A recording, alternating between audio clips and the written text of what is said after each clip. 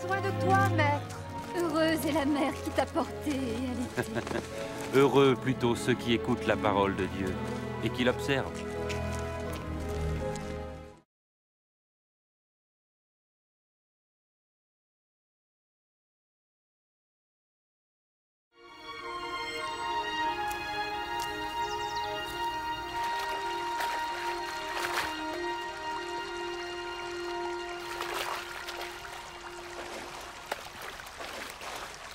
Apprends-nous à prier, comme Jean l'a appris à ses disciples.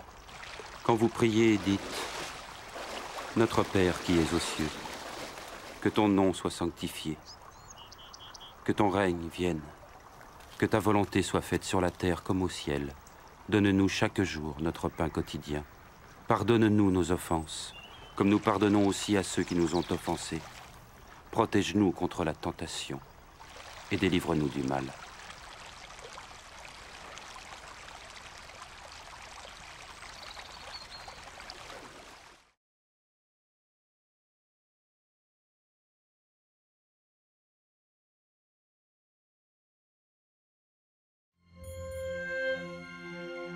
Dans les Saintes Écritures, Dieu déclare que le Messie viendrait pour être le sauveur du monde. La vie de Jésus prouve qu'il est bien celui dont les prophètes avaient parlé. Ésaïe a prophétisé que la Vierge deviendrait enceinte et qu'elle enfanterait un fils. Des siècles plus tard, la naissance de Jésus accomplissait cette prophétie.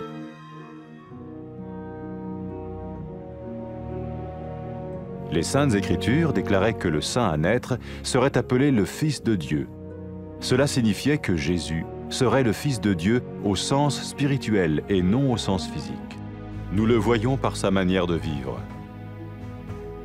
Il a guéri des malades, il a pardonné leurs péchés, les a ramenés à Dieu et leur a promis une place dans le royaume éternel de Dieu. Il s'est offert lui-même en sacrifice pour le péché à leur place. Puis il est revenu à la vie, victorieux sur la mort selon le plan de Dieu. Jésus a dit « Personne ne me prend la vie, mais je la donne de ma propre volonté. » La vie de Jésus n'a pas seulement accompli les écrits des prophètes, mais elle a aussi confirmé la vérité de la sainte parole de Dieu. Les prophètes avaient écrit « Ta parole, ô mon Dieu, est parfaite, elle dure à toujours. » Jésus lui-même a dit « Le ciel et la terre disparaîtront, tandis que mes paroles ne disparaîtront jamais. » Jésus est venu pour nous donner la vie dans toute sa plénitude. Mais quand l'homme a désobéi à Dieu dans le jardin d'Éden, il a choisi sa propre voie et ses actions l'ont séparé du Créateur.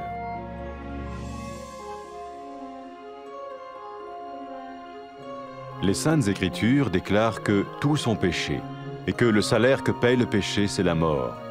Il s'agit de la mort spirituelle, éternelle séparation d'avec Dieu. Mais tout comme Dieu a donné un bélier pour qu'il meure à la place du fils d'Abraham, ainsi il a envoyé Jésus, le Messie, mourir à notre place. Sa vie, sa mort et sa résurrection restaurent la relation entre Dieu et tous ceux qui mettent leur confiance en lui. Maintenant, non seulement Jésus pardonne les péchés de ceux qui le suivent, mais il les sauve aussi du jugement éternel de Dieu. Ils sont sûrs d'aller au paradis et de vivre avec lui pour toujours. C'est cette vie et cette liberté de la culpabilité et du pouvoir du péché que Jésus offre à chacun aujourd'hui. Cela ne veut pas dire suivre une religion, mais choisir d'avoir foi en Jésus qui dit « Je me tiens à la porte et je frappe. Si quelqu'un entend ma voix et ouvre la porte, j'entrerai chez lui. » Cela veut dire se tourner vers Dieu et croire que Jésus vient dans nos vies pardonner nos péchés et nous rendre tels qu'il veut que nous soyons. Il ne suffit pas d'approuver intellectuellement ce qu'il dit, ni de vivre une expérience émotionnelle. Nous le recevons par grâce, au moyen de la foi, par un acte de notre volonté. Lorsque quelqu'un est prêt à suivre Jésus le Messie, il peut lui parler par une simple prière. Peut-être êtes-vous prêt maintenant à ouvrir votre vie à Dieu. Si oui, vous pouvez vous joindre à la prière suivante, silencieusement. dans votre cœur. Seigneur Jésus, j'ai besoin de toi. Merci d'être mort sur la croix pour mes péchés.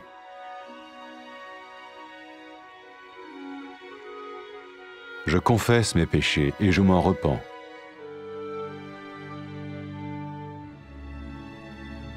Je t'ouvre la porte de ma vie et je te reçois comme mon Sauveur et Seigneur.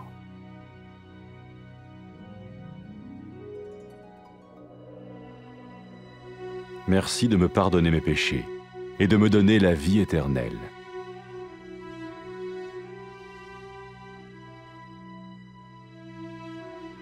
Fais de moi le genre de personne que tu veux que je sois.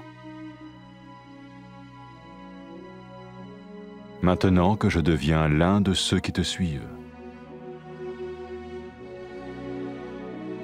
Amen.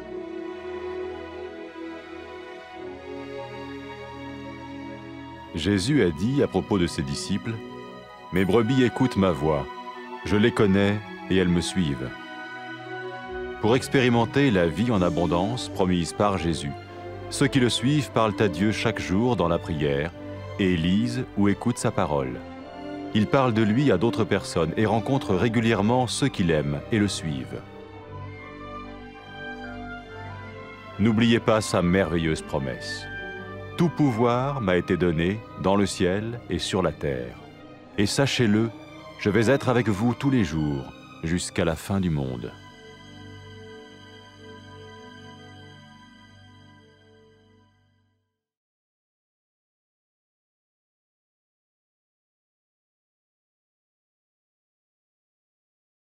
Безнең белән бул. Остазыбыз, сине тапкан ана бәхетледер. Allah sözün тыңлаучылар һәм аны үтәүчеләр бәхетле.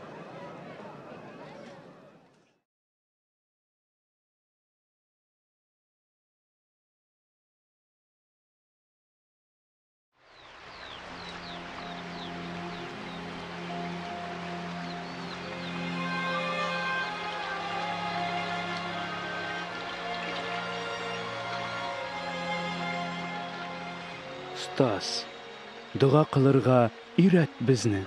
Сез булай итеп дуга кылыгыз, атабыз. Исемең изге дип иqrar ителсен, патшалыгың килсен, безгә көн сайын көндәлек ризыгыбызны бир. Без дә явызларны кичергән кебек безнең гөнаһларыбызны кичер. Безне коткыга дучар итмә, явызлыктан сакла.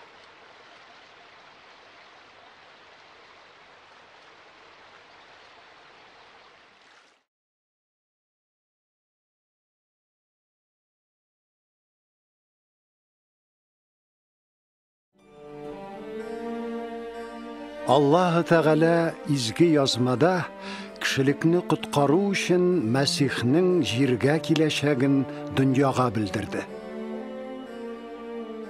Гайсаның тормышы аның борынгы пәйгамбәрләр сөйләгән зат булуын ачык дәлилли.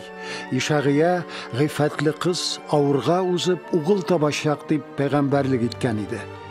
100 еллар үткәч, Гайсаның тууы бу пәйгамбәрлекнең үтәлүе булды. Ул изге зат Аллаһ Тәгаләнең рухи улы дип аталачагы турында да белдерде изге язма. Гайсаның тормышыннан без нәкъ шуны күрәбез дә.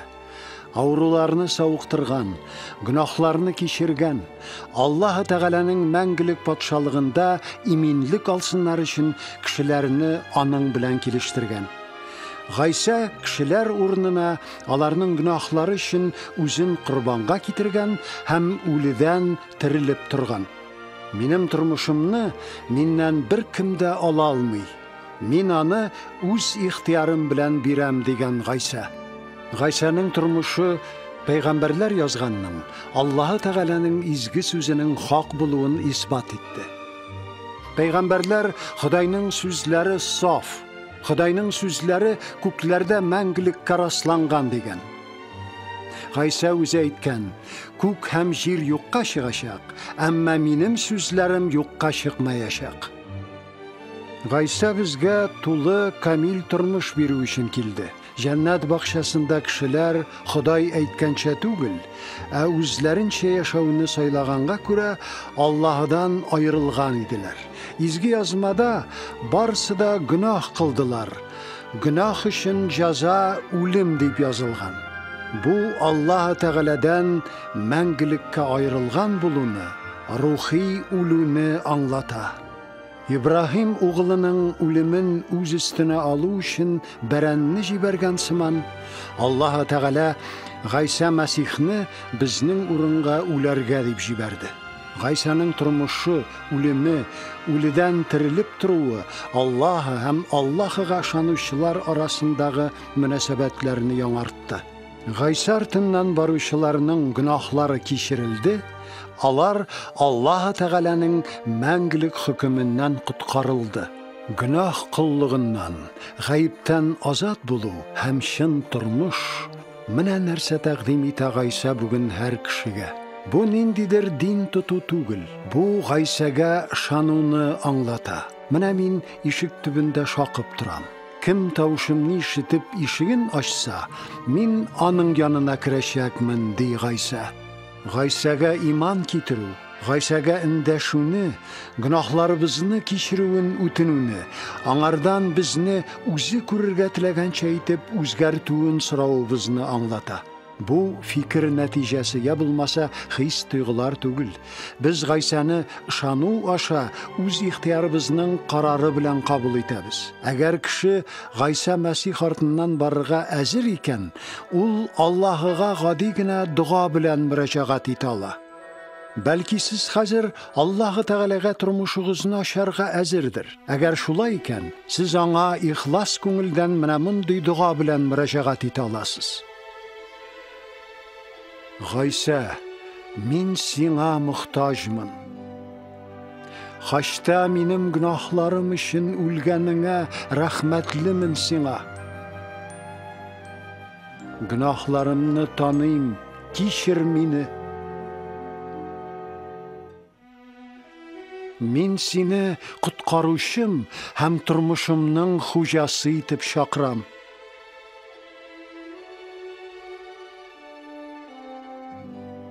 Гөнаһларымны кичереп, миңа мәңгелек тормыш бүләк иткән өчен рәхмәт сиңа.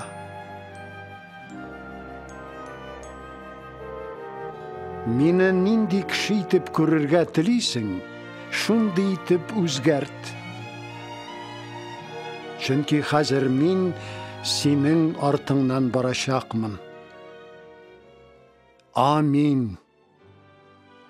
Гайса үзенең артыннан баручылар турында булай дигән: Минем сарыкларым минем тавышны ишетәләр. Мин дә аларны таныйм һәм алар минем арттан баралар.